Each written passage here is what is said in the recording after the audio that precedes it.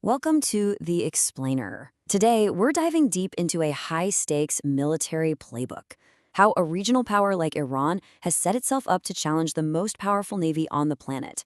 And not in the open ocean, but in the tight, crowded waters of the Persian Gulf.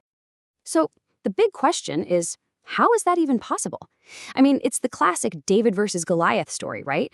But this version is retold with things like midget submarines, missile batteries hidden in mountains, and swarms of attack drones. See, Iran's strategy isn't to go toe-to-toe, carrier for carrier. No, it's about something much, much smarter. And the answer? Well, it all comes down to this one key concept: asymmetric warfare. It's really all about changing the rules of the game. If you know you can't win a fair fight, you make the fight unfair. You don't go after your opponent's strengths, you find their weaknesses and you exploit them, turning their own size and complexity against them. All right, so let's start where it matters most for this strategy, on the water. For Iran, the key battlefield isn't some vast ocean. It's the narrow, crowded, and incredibly strategic Persian Gulf. Okay, tactic number one.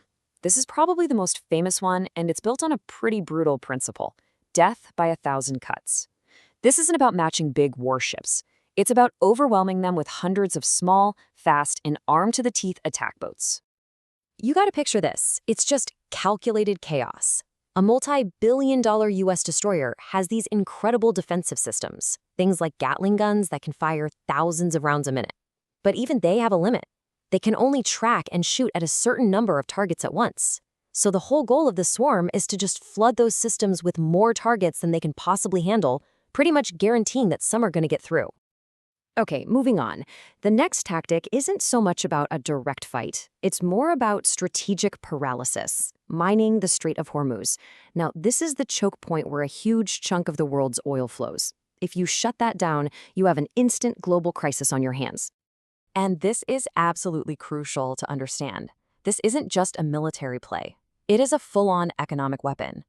Iran has thousands of naval mines. Some of them are these really sophisticated, smart mines that can just sit there on the seabed, totally dormant, listening for the specific sound of an enemy warship before they activate. The goal is to make the entire waterway too dangerous to cross, crippling the US Navy's movements and causing just immense economic pain all over the world. But wait, the threats aren't just what you can see on the surface. Nope. Iran also uses the Gulf's unique geography to its advantage, creating a silent, underwater ambush threat that's just perfectly suited for that environment. And this right here just shows you that strategic mismatch perfectly. A massive US nuclear submarine? It's a deep water predator, a titan of the open ocean. But the Persian Gulf is super shallow, which actually makes it a dangerous place for a big sub to operate. But for Iran's small, quiet, diesel-electric midget submarines, well, these shallow, noisy waters are the perfect hunting ground. Yeah, this is your classic ambush predator move. Because they're diesel-electric, these little subs can shut down their engines and just sit silently on the bottom, running on batteries. That makes them almost impossible for sonar to find. So they can wait for a high-value target, let's say an aircraft carrier, to pass right by, fire a bunch of torpedoes, and then lay mines to make any escape or rescue that much harder. Okay, so let's step back and see how this all starts to stack up, because the threat isn't just coming from the water. Not even close. Iran's strategy pulls together the sea, the land, and the air to create a true 360-degree threat. You know, you might look at Iran's long, rugged, mountainous coastline and think it's a vulnerability. But for them, oh no, it's a huge strategic asset. It gives them the perfect cover to turn the entire Persian Gulf into a shooting gallery. So forget about those big, fixed missile sites that are easy to spot and target. That's not how this works. Instead, Iran uses mobile launchers that can hide in caves and mountain valleys. They use these shoot-and-scoot tactics. They drive out, fire off some anti-ship missiles, and then immediately retreat back into hiding before US forces can even figure out where they are and strike back. It creates this constant, unpredictable threat from land. And then you've got the final piece of this whole multi-layered kill zone puzzle, and it comes from the sky. Iran has invested a ton into becoming a drone superpower, and you can bet it would use that capability to blind and confuse an enemy. Yeah, think of this as the aerial version of that fast boat swarm we talked about earlier. The whole idea is to launch waves of these low-cost drones. Sometimes they're called suicide drones because they're designed for a one-way trip, and crash them into the most sensitive parts of a warship. Its radar, its communication antennas, the flight deck of a carrier. The goal here is to basically poke out the fleet's eyes, leaving it blind and vulnerable to those much deadlier missile attacks we just talked about. All right, so up to this point, we've been talking mostly about these tactical fights out at sea. But the strategy goes much, much bigger than that. It moves up to targeting the very foundation of U.S. military operations in the whole region, its command and control. You have to remember, a modern military, like the U.S., is this gigantic logistical beast.